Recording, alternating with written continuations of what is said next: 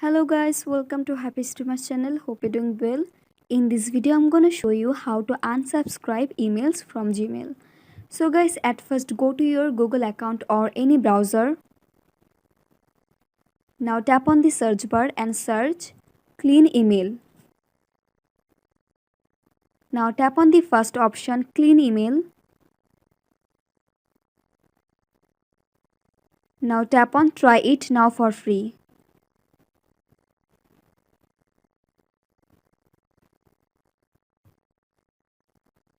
And guys, here you have to enter your email address.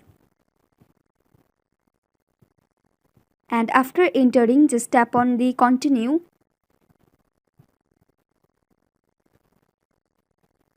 Now select your email. Tap on allow.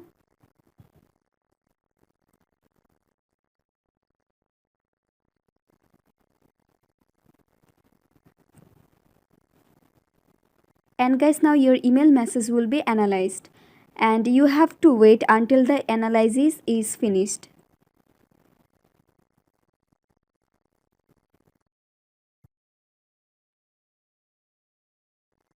And guys, after analyze, just click on the get started. Now select unsubscribe from mailing lists.